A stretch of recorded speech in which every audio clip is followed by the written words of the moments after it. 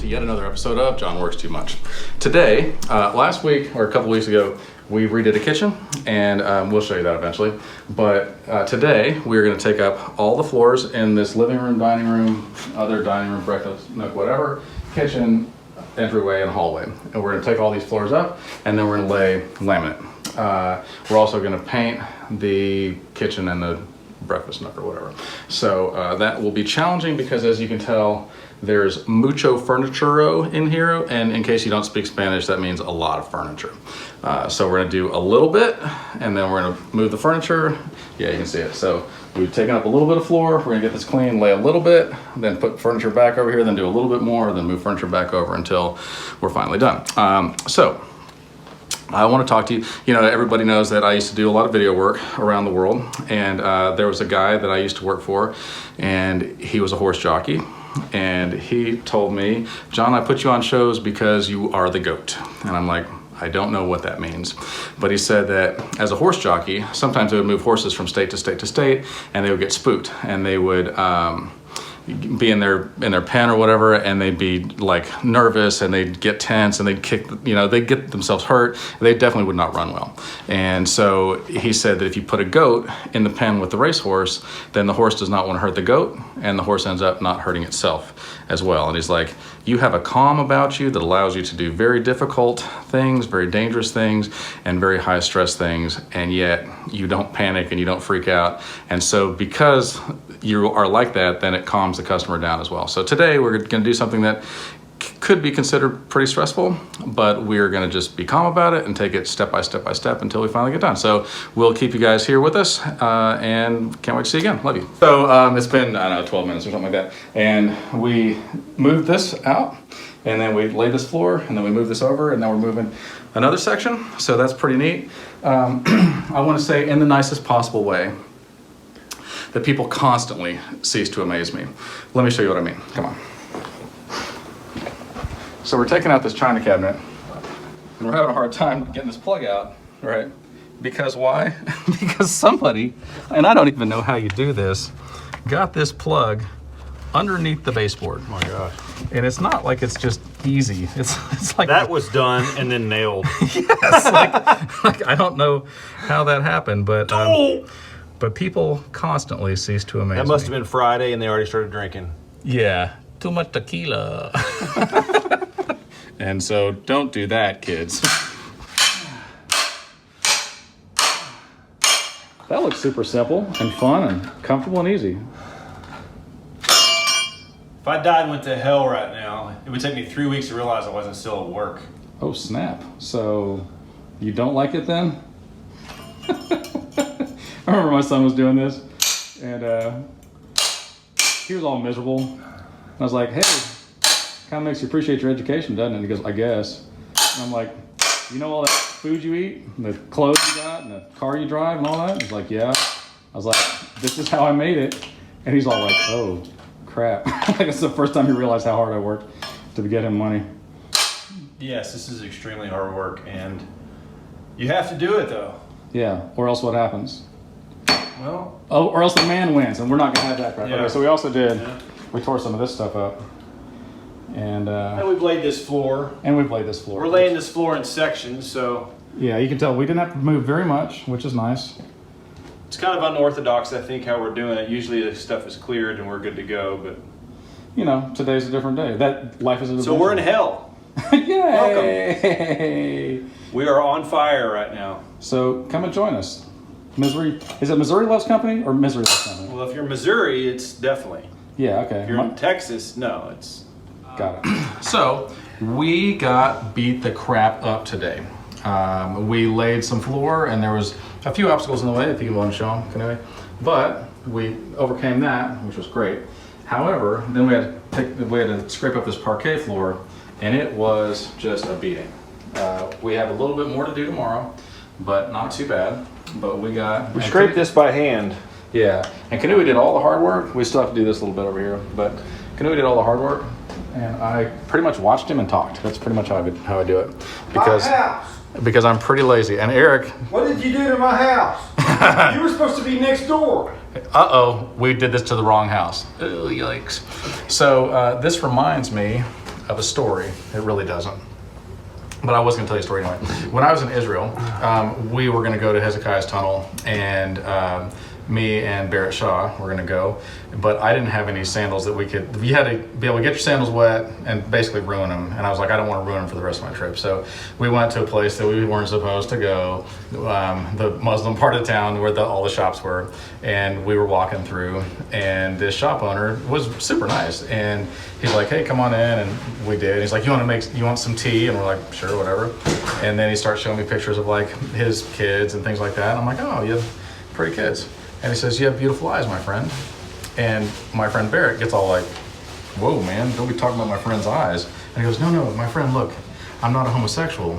In my country, whenever somebody recognizes beauty, then you say that they have beautiful eyes because they can see beauty, and so their eyes are beautiful. And I think that was a pretty cool thing to say. So anyway, hopefully you guys recognize beauty and you can see the potential in this, because tomorrow it is going to look so much better, and we're super excited. And I love you guys so much. All right, bye. Good morning. And we just want to tell you that we worked pretty hard yesterday scraping all this floor up, this parquet floor. And if you have parquet floors at your house, I suggest that you do one of three things. Either number A, you just burn the house down and just get another house. Letter 2, go back in time somehow, invent a time machine, and just have them not lay it.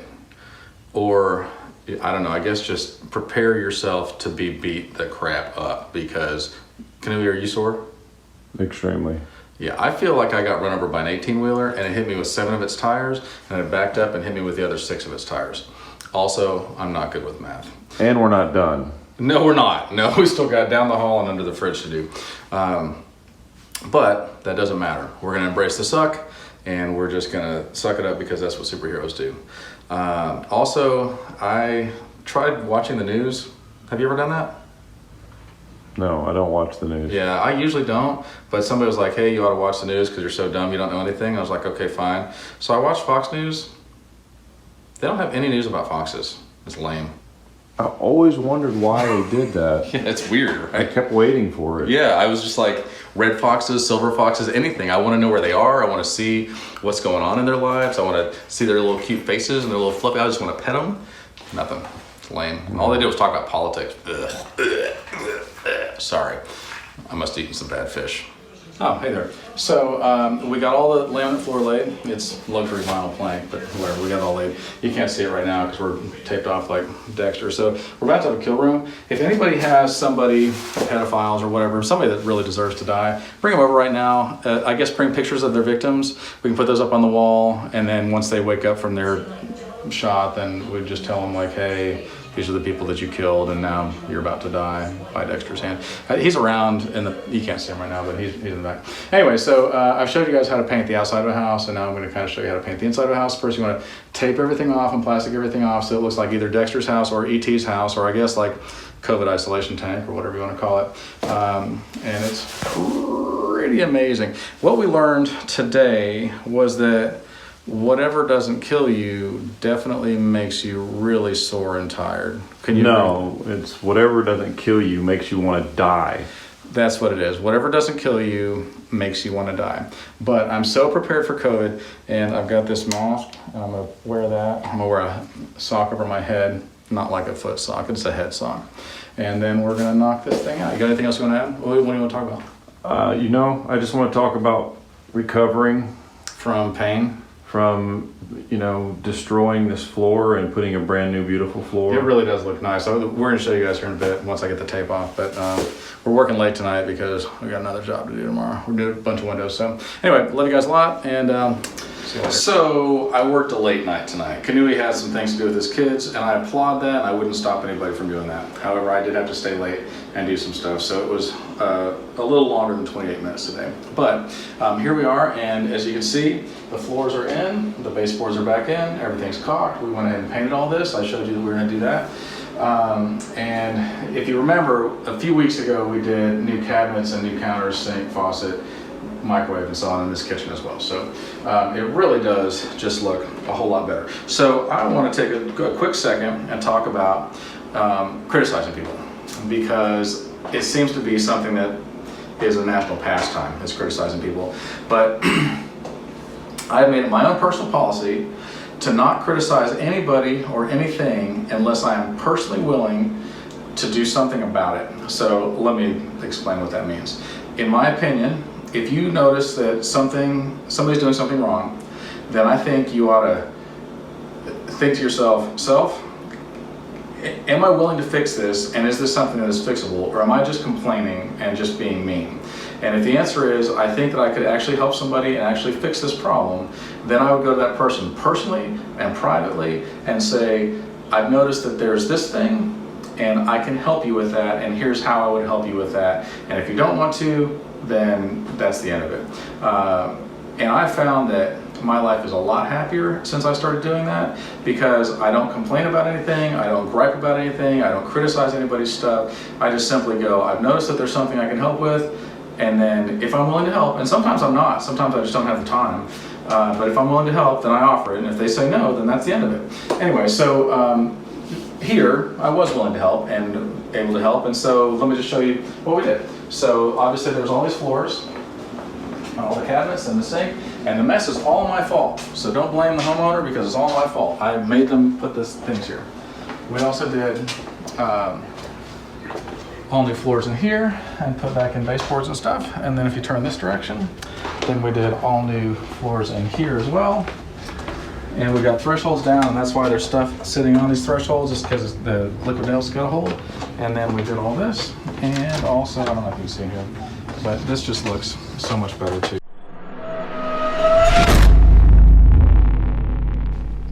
Good morning. So it has occurred to me that maybe you guys don't know how to put a toilet in, and I do. So I'm about to show you, and now you're gonna know too. So this is where the toilet goes. So there's a 3 or 4 inch pipe that goes down into your plumbing system, and this is a toilet flange. And what happens is these bolts go into this flange, and then they lock into place, right? So that's kind of important. This is a wax ring. It looks disgusting. That's because it is disgusting. It's basically just made out of beeswax though, so it's not even that big of a deal. So you put the wax ring on there, that's what your seal is, right? So when you flush the toilet, then this thing squishes into the toilet around here and makes a seal so that water doesn't come out when you flush your toilet. It's important. All right, so then we're gonna put these bolts in place.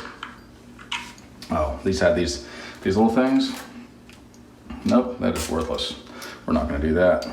So then we wanna get the bowl. So there's a tank and a bowl, right? This is the bowl, the tank's over there.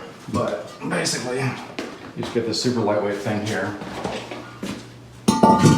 You put these 2 bolts in place. And then you gotta land this thing on the bolts.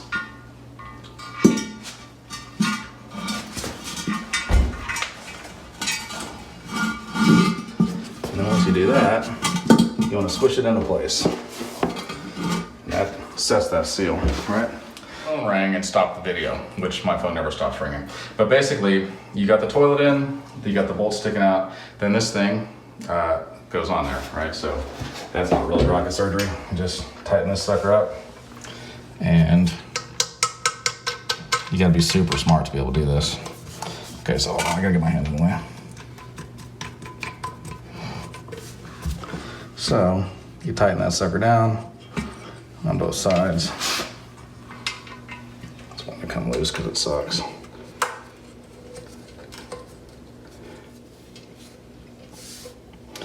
And then once you're tight, then it doesn't go anywhere, and that's what you want, right? These are called China caps, and basically you just put that sucker on there and it covers up your ugly bolt. And we'll do that on this side, and that's amazing. Now, we're gonna go over here and get this bowl. So, jump behind you. This is your tank. This is what holds the water in it.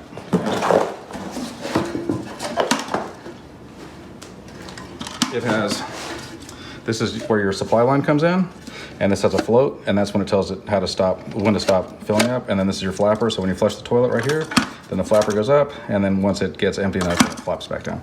And those 2 bolts hold it down. So, there's also underneath, this is a gasket, and that thing goes on, and that's your tank to bowl gasket, right? So then you take this sucker, you put it in place, and then you gotta get all this stuff on there. Let me get one side done first, because you know, probably goes on like this. All these are a little bit different.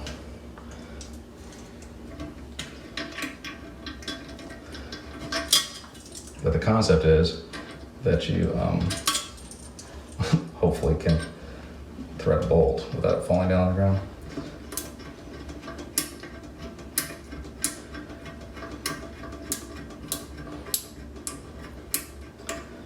This is one of these fancy toilets. It clicks and everything.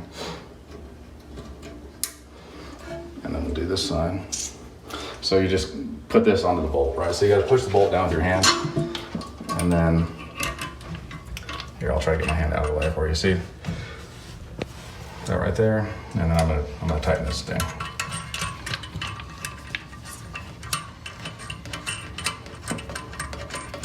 It's important that you get this pretty snug because there's a seal between here, and otherwise it'll start leaking over time. It came with this tool. I haven't used this before. Let's see how this works. Oh, that is convenient. And you don't want to go like crazy tight because you'll break it. This is all porcelain. I'm sure a lot of you guys have hugged toilets before.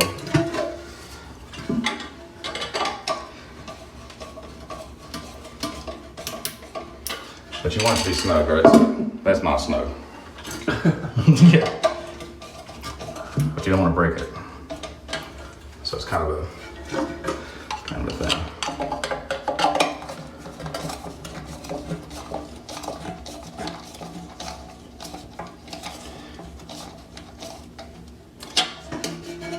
That is snug. Okay, this is a shutoff valve, and this is a supply line. And this is where the water comes in. So you just hook this right up in here and tighten it on.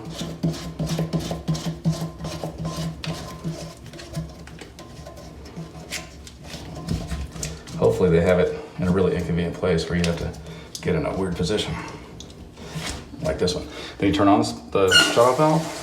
You want to test for leaks? There's a leak. I found it.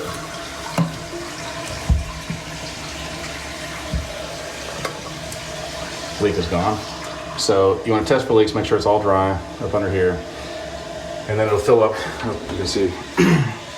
So this is filling up. It comes in through this, and then it's spraying in through right there. See, that's water. And it technically goes down into your bowl first, but then what'll happen is once this thing goes up, it stops filling, right? So you want that float to be in the right place. While we're waiting for that to fill, we're gonna do this. This is your lid. These are super complicated. You have to be really smart to be able to do this.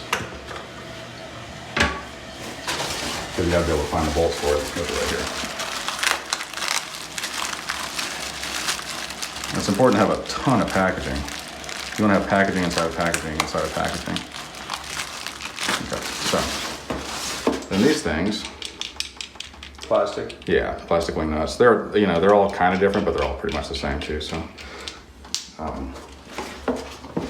So this thing goes through here, this thing goes through here, and then you screw it on.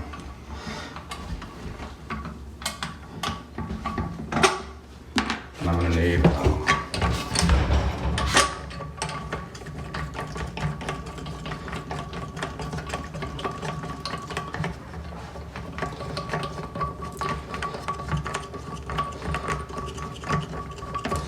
I know we've talked about the potty mouth challenge before, but sometimes people are like, man, I just can't stop cussing. And I say, why not? Hey, I say, that's a big difference, right? Perfect kid size too. It's like perfect kid size too. Oh yeah, we did that on purpose. Mike wanted me to ask you how we get rid of the toilet, or where do we get rid of it? We can hold it off for you. Can you? Yeah. awesome. Don't tell anybody it's nice to you though. I got a reputation.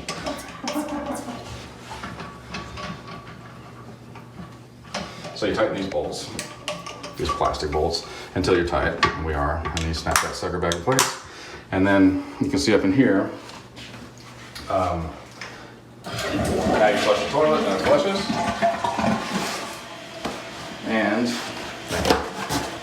And there's no water coming out underneath because that's great.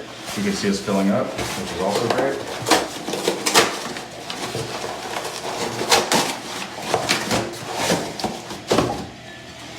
And then you watch over here, when this float comes up all the way, it should be right around the fill line, and then wait for it. See, that's barely over the fill line. So that's not a great place to be. So there's an adjustment right here, and we can adjust this. We want to go the other way. Okay, so we're gonna let just a little bit of water out. And we'll see if it lands in the right place. You don't want it to be right at that overflow point because then it can keep like spilling over all the time and it's irritating. Because then it can like, your water can turn on from time to time.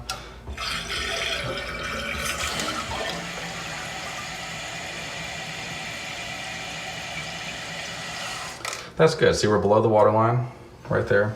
And then what happens is right here where your handle is, where your flapper is, then when you push that button, then it lifts this up, and that lifts up your flapper, and then, you know, that's how your toilet works. So that is how you install a toilet. Now, to take the potty mouth challenge, it helps if you're in like a public restroom, maybe in a bar, nightclub, public train station, someplace that's, you know, probably doesn't clean very often, and then you're all like, I want to stop cussing, but you can't seem to stop cussing. This will help.